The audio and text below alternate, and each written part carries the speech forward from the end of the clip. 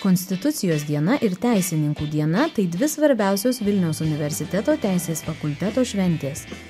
Teisininkų dienos iš tikrųjų yra tokia šventė, kur stengiamės galbūt vieną kartą metuose ar kelis kartus metuose sutelkti visą fakulteto bendruomenę ir orientuotis ne tik į studentus, bet ir dėstytojus. Tuo tarpu Konstitucijos dienos iš tikrųjų yra jau rimtesnė šventė, skiriama, sakykime, platesniam visuomenės ratui. Ir toks akcentas visada būna Konstitucijos taurė, tai yra vardinė konstitucija, kurią kiekvienais metais dovanojame asmeniui apgynusiam savo konstitucinės teises. Vilniaus universiteto studentų atstovybė Teisės fakultete atstovauja studentų interesams ir gina jų teises, dalyvauja sudarant studijų programas, atstovauja studentų interesams apeliacinėse, ginčų komisijose, oficialiai pateikia studentų reikalavimus fakulteto administracijai.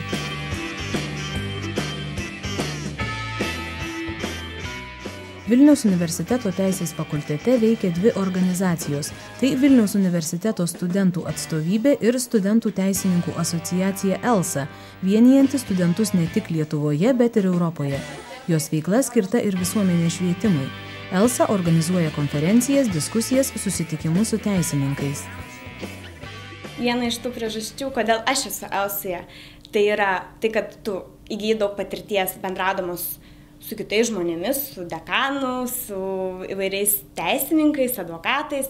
Taip pat tu turi labai daug galimybių, pavyzdžiui, išvažiuoti į kokią nors stažuotę, nes ELSA organizuoja stažuotės ne tik Lietuvoje, bet ir Europos kitose miestuose. Yra kaip tik daugiau akademinė draugija, kuri kaip tik jos tikslas ir yra kuo daugiau pasiimti iš universiteto žinių. Tiek teisinių, tiek bendravimo įgūdžių. Ir tai nėra vien tik pasilinksminimai, kaip gali kitiems iš pradžių atrodyti. Viskas yra, aišku, yra ir pasilinksminimai, nes mes esam studentai.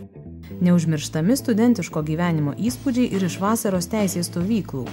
Vilniaus universitetas kartu su Prancūzijos bei Vokietijos universitetais rengia vasaros teisės mokyklą, į kurią atvyksta tiek dėstytojai, tiek studentai iš įvairių Europos šalių. Vyksta kursai, mokymai, dalyjamas įvairia informacija, studentai gilinasi, taip pat yra supažindinami ir su Lietuva ir jos kultūra. Studentų atstovų ir paklausėme, ar verta rinktis nelengvus teisės mokslus. Iš tikrųjų rekomenduočiau bet kokio tipo žmonėms stoti, nes teisė yra toks platus mokslas, kad gali būti, jeigu tu mėgsti interpretuoti ir esi kūrybingas, irgi gali rinktis teisę. Jeigu esi labai tikslus ir konkretus, irgi gali rinktis teisę. Tiesiog paskui atsirinksi savo šaką, kryptį, kurioje norėsi aktyviausiai veikti ir dirbti. Šiaip visi gali studijuoti teisę.